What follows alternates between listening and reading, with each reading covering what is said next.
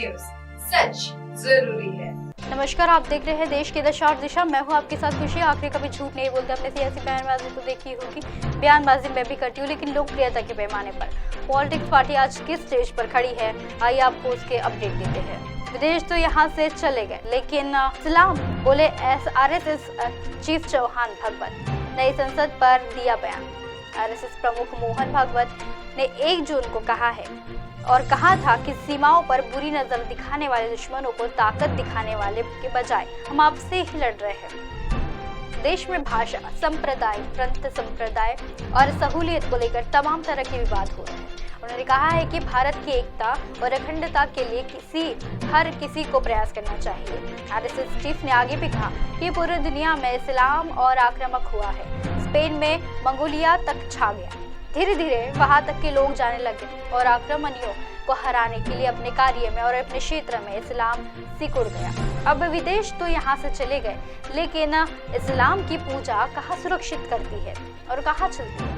यही सुरक्षित चलती है। कितने दिन हुए, कितने शतक हुए, यह जीवन अभी भी चल रहा है और सहज से चल रहा है। इनको न पहचानते हुए आपसे के भेद को और आपस के भेदों को ही बरकरार रखने वाली नीति चलन में है। ऐसा करेगी तो वो कैसे चलेगा? नई संसद को लेकर क्या बोले हैं मोहन भागवत? अब बता दें कि आगे क्या हुआ। अब नए संसद भवन की भी को लेकर भागवत ने कहा कि संसद को जो चित्र लगाए हैं उनके वीडियो वायरल हो रहे हैं। उन्हें देखकर गौरव होता है, और लेकिन परेशानी वाली ये भी बात है कि देश में देखने को मिल रहा है। देश में भाषा, पंथ, संप्रदाय और सहूलियत को लेकर तमाम तरह के विवाद हो रहे हैं। उन्होंने आगे कहा कि हम अलग दिखते हैं, इसलिए अलग है, और विचार से देश नहीं टूटता। सभी को समझना जरूरी है। हम हमारी मातृभूमि हैं और हमारी पूजाएं अलग अलग है, बस इतनी ही फर्क है।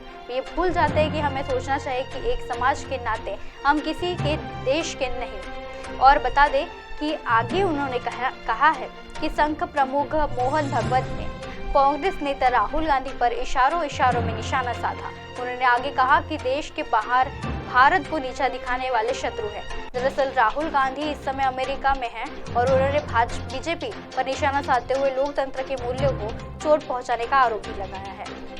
शरद पवार का कहना है कि मराठा मंदिर संस्था की वह अध्यक्ष है, और इस मुलाकात के बाद शरद पवार ने भी ट्वीट किया कि मराठा मंदिर के अमृत महोत्सव में वर्षगांठ के अवसर पर संस्थान समारोह को आयोजित करेगी, जिसमें महाराष्ट्र के मुख्यमंत्री एकनाथ शिंदे को इस कार्यक्रम के लिए आमंत्रित किया जाएगा और उनके सहकारी आवास पर मुलाकात करेंगे। साथ ही महाराष्ट्र की मराठी फिल्म, रंगमंच एवं कला क्षेत्र के कलाकारों और शिल्पकारों के लिए समस्या को जानने के लिए यह बैठक आयोजित करने के लिए लेकर मुख्यमंत्री की चर्चा होगी और सहायकर्ता के अधिनियम पर चर्चा करेगी। अगली प्रोग्राम में मैं आपको फिर मिलूंगी देश की दशा और दिशा में। तब तक के लिए बने रहिए MLS न्यूज के साथ।